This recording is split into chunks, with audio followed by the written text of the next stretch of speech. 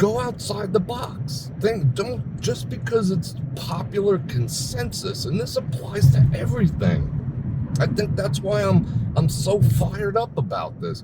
This applies to everything. I was a sheep. I'll admit it, I was a sheep. They got me.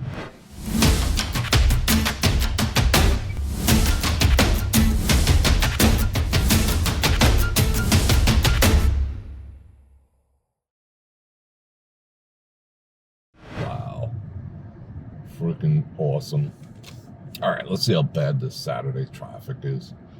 I don't really get hungry anymore, but I'm having a fat crash.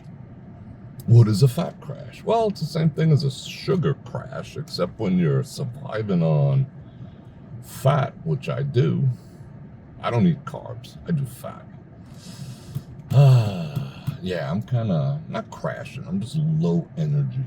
So I'm going to go home. I'm going to fry up a pound of bacon. I made this amazing chuck roast last night. I went contrary to what I normally do, and it worked out better.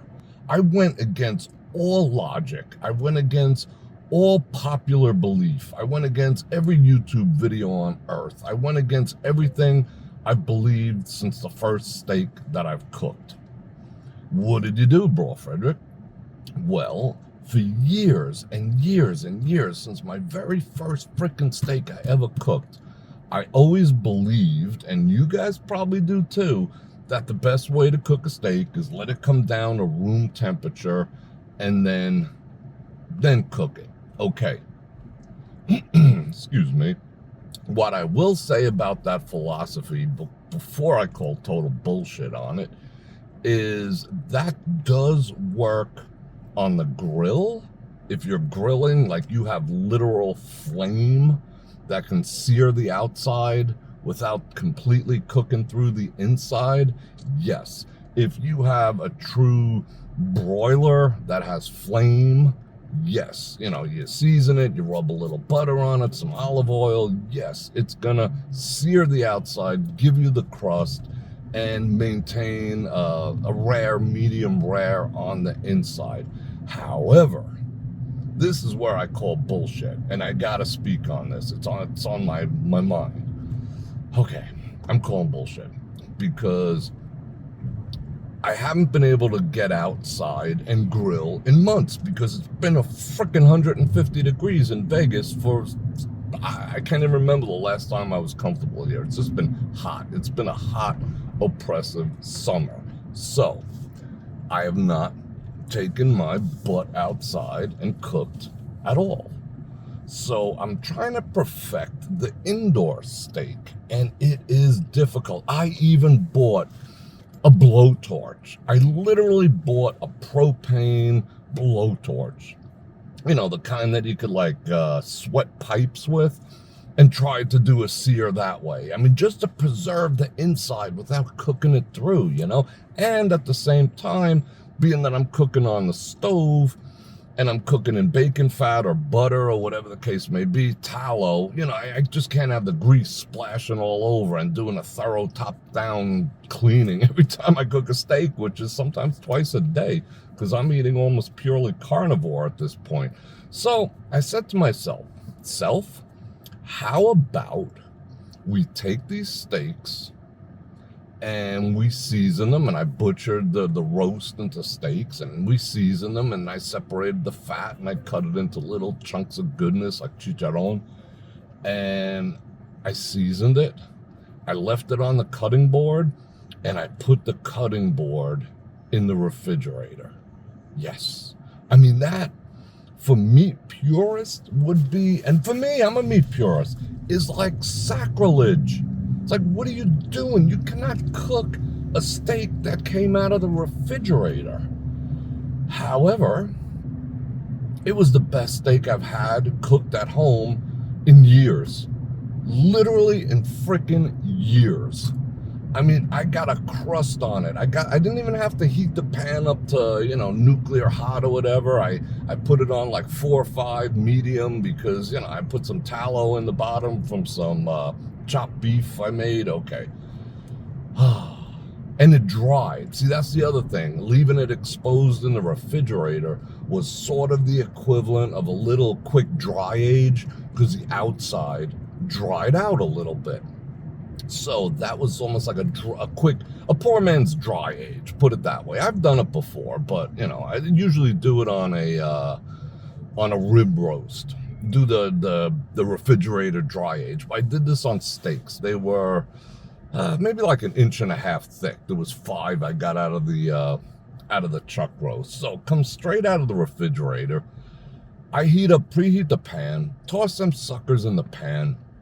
They got a crust on them. The only thing it didn't really get the side crust like I usually like, but didn't frickin' matter. I stuck my meat thermometer in there. I took it out at about 110 plus or minus because they're thick. It ran up to, probably goes up to 120, 125, whatever the case may be. I'm okay with that. Oh my goodness. It was freaking perfect. It was a perfect rare, medium rare. It had the crust on the outside, all the flavor, all the spices, all the goodness, and it was a nice, tender, medium rare on the inside. It was like I hate to say, it was like something you would have ordered at Bavette's. Because I broke. Sometimes you just gotta do it. Sometimes you just gotta go against convention. You gotta go against the popular consensus and just try something. Just because it's popular, just because that's what they say you're supposed to do. And who is they anyway? But it was the best steak I've made for myself, and I can't even remember how long, because most of the time, by the time in the pan, I'm getting a little, look at the train wreck I'm going to have here. Ugh. By the time, let's turn this corner. I can't wait for this air to clear. I'm getting so tired of clearing my throat, and I bet you guys are getting, you're probably thinking that's obnoxious. But by the time you get a crust on it, when it's room freaking temperature, even though I keep my house at 69 year round, wow, it's cooked through. So you have a choice. Do you preserve the inside and not get a crust on the outside? And that's what, I've kind of relegated myself to doing. And I've tried every method, including a freaking blowtorch. Literally a blowtorch. Smoked up my house, set the freaking alarms off. Oh my God. It was a train wreck. Got to clean the walls. All in the quest for the perfect steak. And the perfect, at least chuck roast. I haven't tried on anything else yet. But the perfect chuck roast steak, which is, it's, dare I say, poor man's ribeye. Perfect. Freaking perfect, because I dared to challenge the norm. I dared to challenge every freaking celebrity chef. I dared to challenge every YouTube video. I dared to challenge the populist consensus. I stepped outside. Come on, bro.